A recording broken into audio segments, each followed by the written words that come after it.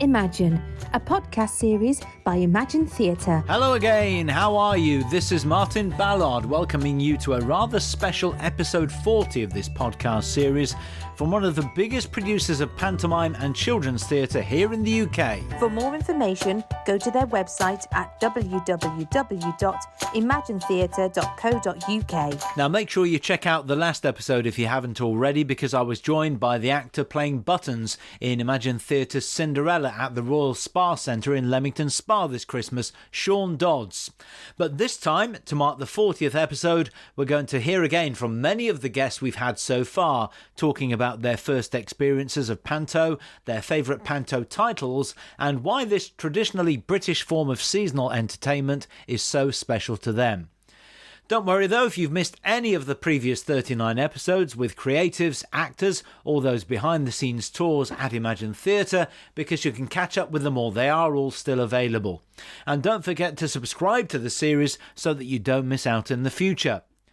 Now, for the very first episode, I spoke to Imagine's managing director, Steve Bowden, and found out about how his love of theatre from a very early age led to him running one of the UK's leading pantomime production companies. I can remember going to see a pantomime at Coventry Theatre, probably when I was about 4 years old, and it was Emu in Pantoland. So it was Rod Hull and Emu and Billy Dainty, and I was just completely hooked in the whole spectacle and scale of it all. And then shortly after that, we'd always go over to the Belgrade Theatre in Coventry and see the pantomimes there. You know, it was the time when Coventry had both theatres operating at Christmas. And in the mid to late 90s, Ian Lachlan started to create the pantomimes at the Belgrade. And I was getting into my teens, and we'd still go every year. And I just loved it. The whole family did. We'd go with a group of family and friends. And the colour and the spectacle and the energy that came off the stage was unlike anything that you'd experience in any other type of theatre. Growing up, I joined a local amateur theatre company in Kenilworth and just instantly fell in love with the whole creative element of putting shows on. I knew I wasn't a great actor, although I loved performance and I loved performing, but I knew that I wasn't great at that. But what really interested me was the whole way that shows were put on, from the lighting and the sound and stage management to designing scenery, building scenery, painting, costuming. My eyes were open to that. And so in the late 1980s, early 1990s, while Ian Lachlan was creating the Pantos at the Belgrade, we sort of had an outing every year to see these shows and struck up a conversation with him. And he was always fascinated by what we were doing as an amateur theatre company in Kenilworth. And I started to write Panto for the Priory Theatre in Kenilworth in about 1992 because they weren't doing Christmas shows. And I just thought it was a great way of providing Christmas entertainment and potentially a good way of raising funds for the theatre. And Ian was incredibly supportive of everything that we did. As the 90s progressed and I went to university and trained to be a teacher and kept my hand in theatre as a way of having a kind of hobby and something that I really wanted to do as a career but wasn't quite sure how to. Eventually, at the end of my training, Ian said, look, I'm taking a show out on the road. It's called Fun Song Factory. Would you like to come and be a tour manager and kind of look after that and see how it goes? And I just, it was a very much right place, right time, but from an ongoing dialogue over the years. Steve's wife, Sarah, Imagine's business and marketing director, also has fond memories of theatre and pantomime from her childhood. So I've always loved theatre. I've always been a theatre fan. I've always been taken to the theatre by my parents. My mum and dad had two very, very special friends who we got to know as Auntie Sally and Uncle Paul. Uncle Paul was the musical director for Bernard Delfont right through the 50s, 60s, 70s, 80s. So we had a real insight into the backstage world of theatre with Uncle Paul. We used to travel the country watching him direct musical theatre, work on pantomimes, and I did that right from a tiny age. We always went to the Coventry Theatre pantomime, which ultimately became the Belgrade Theatre pantomime. And in fact, my birthday is in the middle of August. But for I think it was my 8th birthday, my mum tells me that I didn't want a birthday party in August. I wanted to take all my friends to the pantomime. So pantomime's always been a really big part of my life, even though I never, ever dreamt as a child that it would become my career. It never entered my head that my love of pantomime could become what I did for a living. And that's where I think I'm really blessed, because It's a real love of ours, Steve and my real love. But it's become the thing that we do all day, every day. So we're really lucky. When I spoke to Imagine's artistic director, Eric Potts, I discovered that his first experience of pantomime in Scotland was a little traumatic. We used to go from primary school, go to our nearest kind of big town, which was Ayr. And we go to what I didn't find out until later years was actually an amateur panto at the converted church, which became the Civic Theatre. And I loved it, but I had two great fears as a child of that age. I hated the tipping seats because I was convinced I would fall through them. It's not an issue these days. And I hated fire. I was terrified of fire. And of course, one year they did an illusion with the metal pan, and they opened it and there was a flame there, and it absolutely terrified me. So that was my first experience of panto, which I did enjoy despite my concerns. As I got older, we used to make annual trips to both the Gaiety Theatre in Ayr, which is a wonderful little venue still there, and the King's in Glasgow, which was iconic panto with Stanley Baxter, Ricky Fulton, Una McLean, all these wonderful names of Scottish variety. So yeah, I had a strong upbringing of visiting panto. Associate producer and head of celebrity casting, Laura Taylor, has some very fond memories of seeing her first pantomime as a child in the West End, starring a legendary dame. I have quite vivid memories, and I'd like to look up to find out what year these were, because I couldn't have been very old at all. And I remember my mum taking me to see, I want to say it's either the Palladium or the Dominion, but I remember seeing Mother Goose starring John Inman, and I also remember seeing Jim Davidson as Dick Whittington, and I can still remember how I felt being in that theatre. I was just so excited by the buzz and the atmosphere, and petrified at the same time. But those memories live with you, as they probably do with all of the children that come and see our shows, and that's so important to remember, that we've kind of got such a duty to ignite that passion and excitement in all of the future generations of theatre goers. Another guest on the series was Simon Sladen, who is widely acknowledged as one of the UK's leading experts on British pantomime. He's Senior Curator of Modern and Contemporary Theatre and Performance at the Victoria and Albert Museum and Pantomime Editor for the British Theatre Guide. He also saw a legendary dame as a child. My grandma lived in Camberley, and we used to go up and see her at Christmas. One year, she had a letter through the door from the new Victoria Theatre in Woking, which was just about to open. So she decided she was going to take all the children and all the grandchildren to the Panto. And actually, we went to see Aladdin starring Danny LaRue as Widow Twankey, which was quite something. Now, I don't remember a great deal about the show, apart from two things. One was that all of my aunties and uncles were very excited to see Danny LaRue, and I had no idea at the time who that was. And then there were a couple of scenes which I really remember. One was the stage at the end of Act 2 with the waterfall and the fountains, which just looked marvellous, that spectacle side. And the others was that the policemen in that production were a troupe of acrobats, as is so often the case. And they flew in a cloth that was floor to ceiling painted as washing machines. And what would happen in this musical number, which seemed to go on for 10 minutes of wonderful excitement, behind and in front of that cloth, they would trampoline in and out of these painted washing machines through the doors. And it was wonderful because it was almost like synchronized swimming, but at a 90-degree angle. Rob Marsden is a theatre director, writer and academic. He directs the Imagine Panto at the Victoria Theatre in Halifax each year, and his earliest memories of theatre are from his days at primary school. I've got three clear memories. One is a school's tour of Aladdin that came to our school hall. And I remember being absolutely scared by Abanazar. And I was absolutely enthralled. But I do remember that very clearly because it also taught me around that I was scared of the baddie, but I didn't want to leave. And that taught me a lot, I think. But I was taken to the theatre quite a lot as a child. And I've got two other really clear memories, Martin. One is the Vanessa Ford production of The Lion, the Witch and the Wardrobe that toured for years and years. I love that story. Again, going to another world, probably why I love pantomime. You disappear off into another world.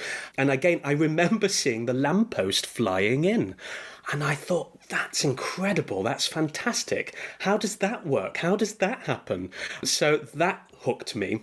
And I have another memory of seeing not a pantomime, but the Christmas play version of Cinderella at the New Vic Theatre in Newcastle under Lyme. And it was Chris Martin directed it. And they went back to the original fairy tale. And that moment, Martin, you know, where they actually cut the toes off and the heels off, and the stage flooded with a red cloth and then disappeared again. And I've got those three memories very clearly in my mind. And I then got hooked by this genre. Writer, director, producer, actor and legendary dame at the Belgrade Theatre in Coventry is Ian Lachlan. His love of theatre and panto also began as a youngster in Scotland. I suppose I did, like most people, started off in amateur dramatics. Although I was dragged along to the drama club at the school by a friend of mine. I was absolutely dragged along. I had no idea. I didn't really want to go. And I got a small part in Shakespeare. Didn't really know what I was doing or anything. And I tell you, it seems very strange, but it was a great epiphany when I learned my lines. Still is, probably. That's for everybody else. I couldn't believe it. You know, as soon as I learned my lines, which was quite near the time for doing the show, it just all kind of fell into place. And I knew what I was doing, and I really, really enjoyed it. And from that, I got one of the leads in the operetta the next year for school. And that's kind of got me started. This same friend dragged me along to the drama club in Kilmarnock, where I was born. I started doing lots of amateur dramatics. I was working in a grocer's shop during the holidays, and this girl came in and said she was applying for drama school, and I thought, maybe I could do that, to apply for drama school. And I got my audition at the Royal Scottish Academy of Music and Drama. I went for the audition and I got in. Thank goodness I got in. I did my 3 years at Royal Scottish Academy, and I got my equity card actually before I left school. One of the interesting things about talking to the various guests has been asking them to choose their favourite pantomime title and then discovering why they made that choice. Here's Steve Bowden again. I have to say there are titles that are more popular than others, and Dick Whittington goes through phases, and in recent years hasn't been a commercially popular title. Audiences, I think, have perhaps not quite known what the story of Dick Whittington is, and that's fair enough. It's not a Disney movie or anything like that. But the great thing about Dick Whittington for me is that it's set in London, but it's an adventure story, and this adventure story takes you to foreign lands and allows you to explore different cultures. And it's got comedy, it's got adventure, it's got pantomime animals in it, it's bright, it's colourful, and I think it's got all the elements of a great traditional panto. Some people, including Rob Marsden, found it difficult to make that choice. When I'm working on a title, that's always my favourite because I invest in it completely and I love it. But there's one title that I keep coming back to. It was my first title with Imagine, then Wish, and it's a story that keeps coming back to me in different ways as well, and that's Beauty and the Beast. I think it's got everything in it. It's got a really strong story. It's full of music and choreography. It's full of magic. It's full of transformation. It's got a really strong moral, how we deal with our own prejudices and the outsider, and the notion of the outsider, and how we deal with that. And Beauty and the Beast has come to be my favourite title. For an actor, you might choose your favourite title on the basis that there is the perfect role for you in that show. Come on, own up, Eric Potts. Mother Goose, in that it's the only real panto title that is totally centred around the dame. But sadly, it's done fewer times these days, I think mainly because Disney hasn't worked its magic with it. It doesn't sell as well, but it's a great story for a dame because you are kind of the centre of attention, which is a bit indulgent. But from the point of view of more broadly accessible panto, Dick Whittington is great. I have a real belief that all panto should be based on an adventure story, and then you hang the routines, the comedy, the music, the special effects on that adventure. But at the middle, at the heart of this story, is a real adventure that will make the kids hold on to the seat in front of them and actually care enough to shout out. And Dick Whittington is a great adventure story. And I also love the fact that it is loosely based on a real character and a real setup with, the King Rat and his plague of rats infesting London. One of the reasons for Sarah Bowden's choice of favourite pantomime was because it brought back so many happy and personal memories. My favourite, for multiple reasons, is Dick Whittington. Mm-hmm. I love Dick Whittington. I find it such an exciting adventure. I love the story. I love the comedy in it. In fact, one of my very favourite Dick Whittingtons we ever did, Martin, was with you at Loughborough Town Hall many, many years ago. And I think it was the first time I truly understood what it meant to be a producer and what it meant to put a production on. I was pregnant with Holly at the time, and so I was off work because I had quite a difficult pregnancy, and so I'd had much more time to get to know the panto world and to get to understand what it was about. And I think that will forever be one of my favourites in my mind for that reason. But also, our own daughter Holly was blessed with doing 6 pantomimes at the Belgrade Theatre, Coventry, and her very first pantomime as a junior ensemble member was Dick Whittington. Others, including Laura Taylor, said it was so difficult she had to be forced to make a choice. I love them all for different reasons. If I was forced to choose, I think it has to be Cinderella, because it doesn't matter how many productions I see, and obviously I see multiple year on year, I still get goosebumps at that end of Act 1 transformation scene. And all the transformation scenes are different, and they're all as magical for different reasons. So I've seen transformation scenes using real ponies. I've seen transformation scenes where they use a Pegasus that flies over the audience, right up to our current production of Cinderella, which we're doing with animation and LED screens, and the transformation scene is all done on animation, and every single time it gets me. Meanwhile, Simon Sladen was giving his vote for the next Lord Mayor of London. My personal favourite, I would say, is Dick Whittington, because it gives you so much scope. You can start off on land, you go over the sea, or however you like to, maybe in the air, and you go to somewhere else. Now, traditionally, you start off in London, and then you go across water, and you get shipwrecked, and you turn up somewhere, often Morocco. Today, of course, you might end up in Iceland, or you might end up in the Antarctic, or you might fly to that place. So I think that is a story that lets people really put their mark on it. So I would say Dick Whittington, although I have to say I've read many a script in my time, and I'm still waiting for the day that I see my first Little Bo Peep, a show which hasn't had a professional version for at least 40 years. Ian Lachlan also said it was a difficult choice, but in the end he went for the giant with the trots. That sounds like an illness, doesn't it? Gosh, there's so many to choose from, but I love Jack and the Beanstalk. I don't know, I just love the story, just the adventure of the whole thing, the principal boy, and just that adventure, that little young hero thing, and it's got the giant, and it's got the cow, and it's got lots of nice traditional routines in it. I love Jack and the Beanstalk. Is that as a dame, or is that as somebody sitting in the audience? I think probably as someone sitting in the audience. As a dame, I think probably Aladdin. Mm-hmm. I think Aladdin is the one that, I don't know which one you prefer, but being Dame, Widow Twankey is such a great character. I agree entirely. I think for any dame, I think Widow Twankey is the role, isn't it? Yeah, Widow Twankey, definitely. She's it's just, it revolves kind of around her. I know Aladdin's very important, but it's so lovely because she's got that relationship with all the characters, with the baddie and with Aladdin and with Wishy Washy. That relationship between Wishy Washy and Widow Twankey is just so rich. Anybody who's ever worked on a pantomime, on stage, backstage, or front of house will have a tale to tell about when things went wrong. Here are some of the stories my guests on this series have told me about when it wasn't all right on the night.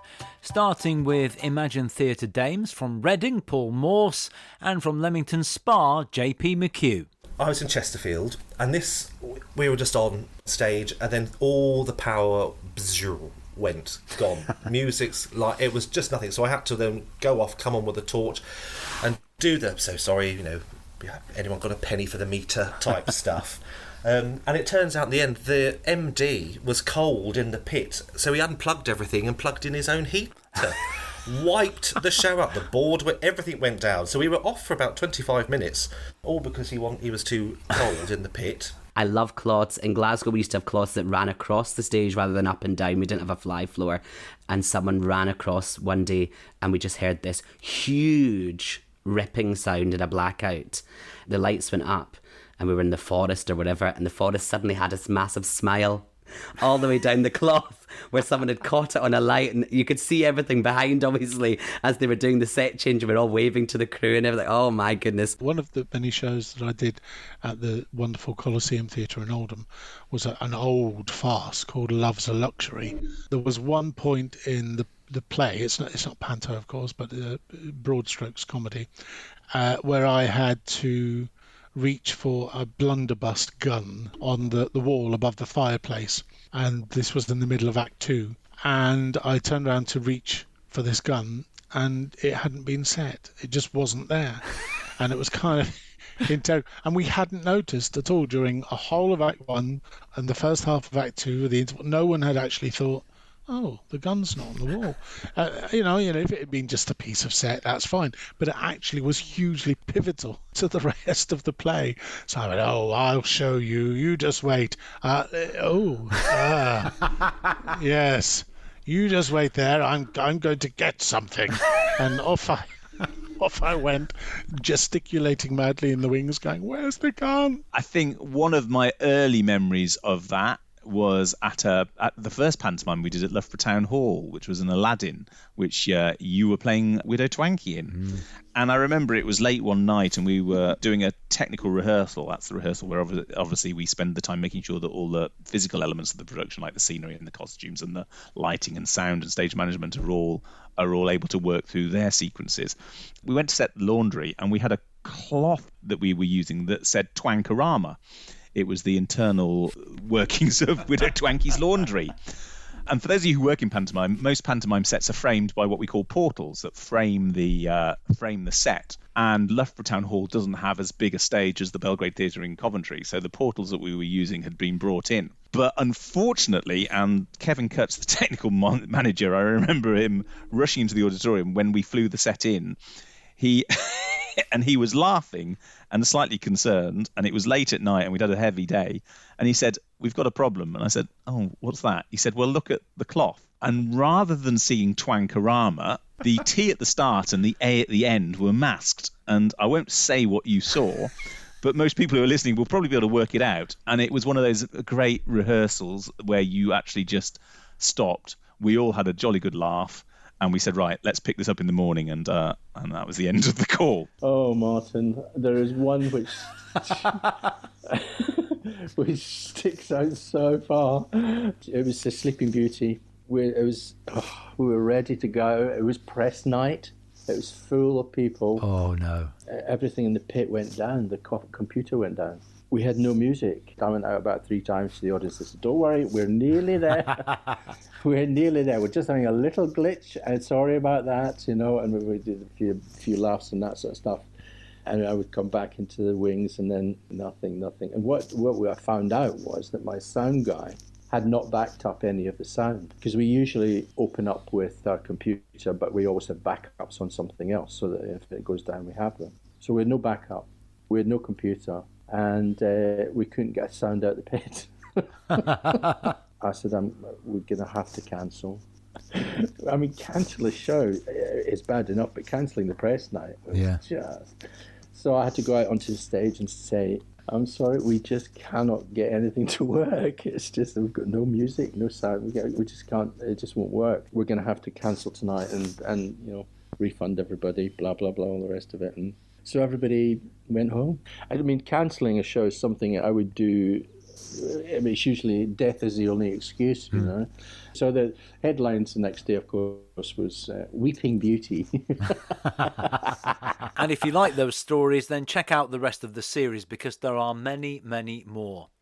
Finally, let's hear what our guests had to say about the importance of pantomime and why it means so much to them, starting with writer and theatre director Janice Dunn. Because every time I direct a panto, I remember sitting in that Liverpool Empire, 3 rows from the front, which must have cost my nan a pretty penny in those days. She worked in a sweet shop, so she'd obviously saved a lot of money to take these 5 kids and her into those what were very nice seats indeed at a place like that. And I remember those feelings, like I said earlier, of watching it. I'll never forget them.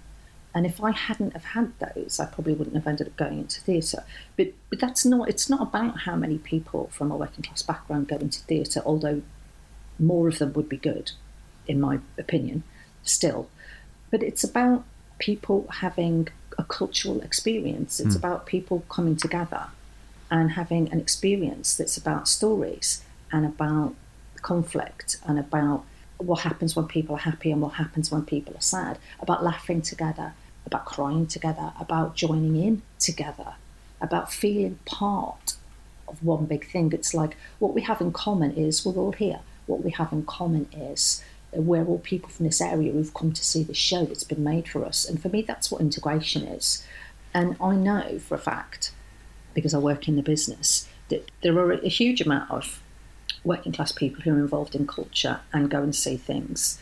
But it's Panto that they see. And in my opinion, it's a much maligned genre. For me, Panto is so special for a number of things. One, it's often somebody's first experience of the theatre, so it plays a really key role in our cultural landscape, in that foot into, whether it's the theatre, whether it's music, whether it's art, you're often taken to it. So it's not a choice you've made, you're taken to it and then you get taken to this world. Secondly, it's a great way to analyse culture. If you think what's special about the pantomime that sets it apart from most other things, it's like a living newspaper of the year. And so for me, as a curator and as an academic, if I take 10 Dick Whittingtons, one a year for the past 10 years, it's a slice of culture in that place at that time for that audience. And that's so valuable as a resource. And thirdly, we should be really proud of a form that's developed and evolved that is peculiarly, British in the way that it is, and that plays such a fundamental role in so many people's lives. And I think for that, that's something amazing. There are very, very, very few forms that evolve and survive over centuries. And pantomime has, because it's willing to change. Pantomime is one of the few things that you can still go out and enjoy as a family, where everyone from grandparents, parents, right down to the youngest children can all have a great time together, living the moment, seeing something live in front of their faces and sharing that experience with the rest of the audience. It's where adults can just leave their problems at the door of the theatre and come in and just be a kid again for 2 hours. And pantomime, more than anything else, is extra special because no two shows are the same. So it never gets boring, it keeps that magic alive. Good theatre, done best. Panto has the ability where you go into that auditorium as an individual, but you come out as part of a collective. That's what pantomime can do for me. It can unite, it can celebrate what it means to be human, because everything that's on that stage is we have quests to go on, we have adventures to go on, we take bold leaps in our lives. We all are secretly wanting to be anarchic. A licensed transgression, Millie Taylor calls it as an academic. We want to transgress like the Dame and the comic do. We want to say those outrageous things and do those outrageous things and throw those custard pies in the faces of the people that we're not getting on with in that moment. But we don't. We take a breath. So for me, pantomime has that beautiful ability to think, gosh, I'd love to be in that world. I'd love to go on that adventure. I'd love to say and do those things. As an adult, we get to escape into a world that's just funny and anything goes and anything can be, and we just have a laugh and we just enjoy being part of something that is uniquely British and great fun. Panto means so much to me because, as you said before, it embodies everything. You have to be confident with what you're doing. The routines have to be absolutely spot on. It takes a lot of courage and a lot of hard work to get things right. It's normally the first time a child will step inside a theatre. It certainly was for me, and as I mentioned earlier, I still remember that. And it creates, hopefully, future generations of theatre goers. So for me, Panto has lived and endured because of those 7 ingredients I was talking about earlier. They may shift, they may change, you may tell the story in a different way. The dame may not be played by a male. There may be a twist to the story at the end. But essentially, the ingredients are the same.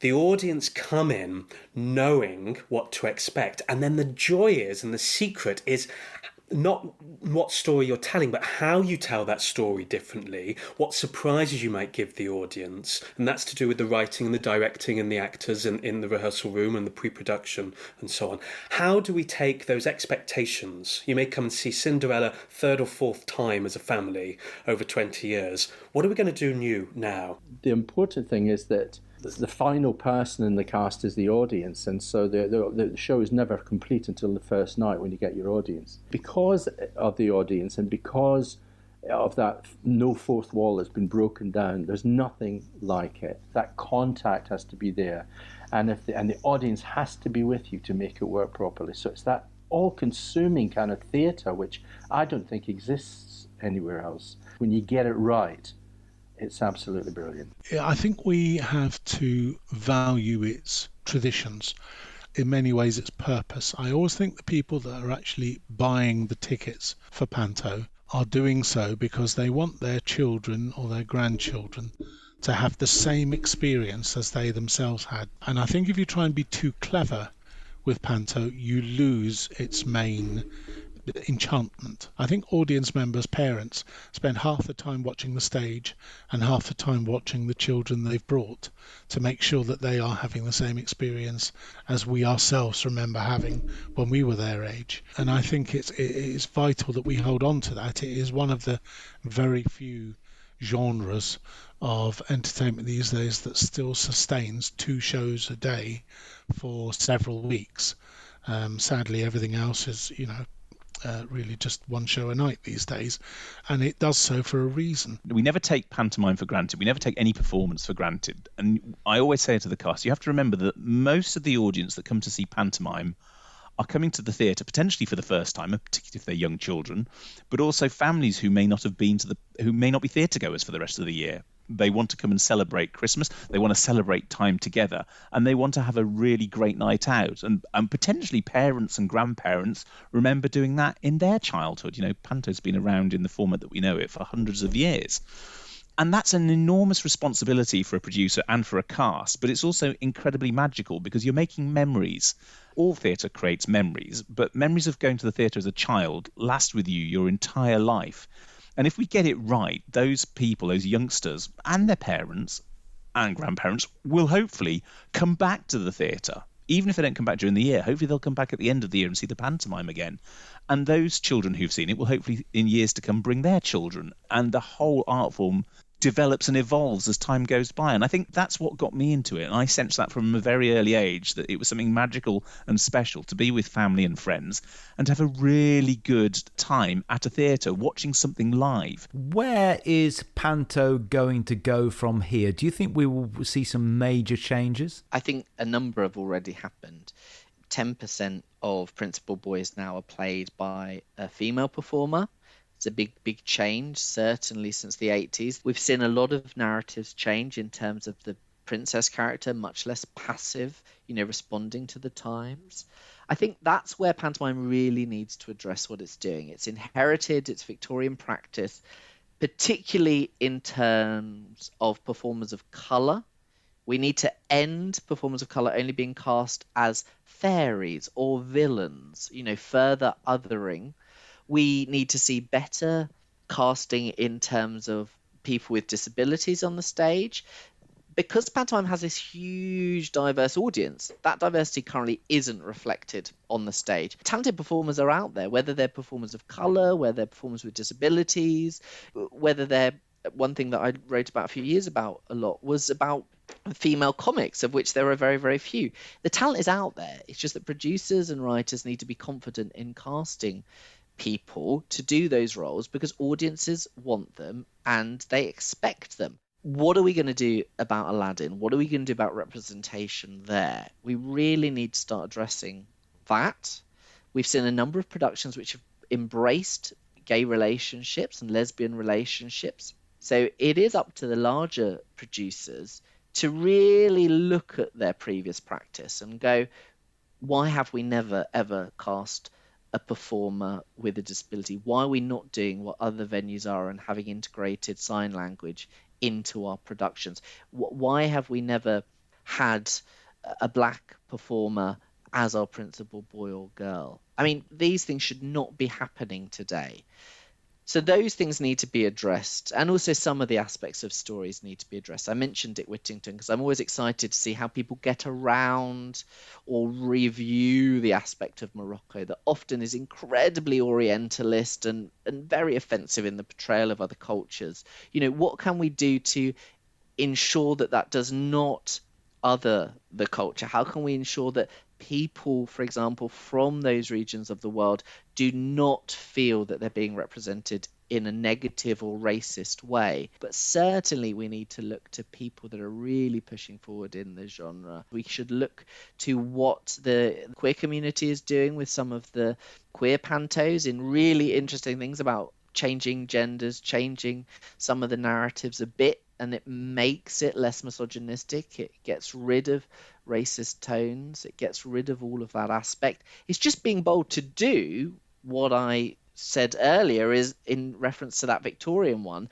You know, if you were going to throw what you feel is tradition out the window and embrace a train going to Mars in Jack and the Beanstalk, which the Victorians absolutely did, that's what we need to do, because this standardization is stifling creativity and is also stifling representation. And with that, I'm afraid we've run out of time again for episode 40, and I still can't believe we produced 40 episodes in just under 2 years. So thanks to everybody at Imagine Theatre for their support, and of course all of the guests who have appeared on the podcast over the past 40 episodes. There is plenty more to come though, so don't forget to subscribe to the series to make sure you catch up with any of those episodes you've missed so far, and of course make sure you don't miss out in the future. Next time I'm going to be talking to the choreographer, movement director and international casting consultant Graham Pickering, so make sure you join me then for episode 41. Thank you for listening to the latest edition of Just Imagine, the podcast series from Imagine Theatre. And you can find out more by going to www.imaginetheatre.co.uk.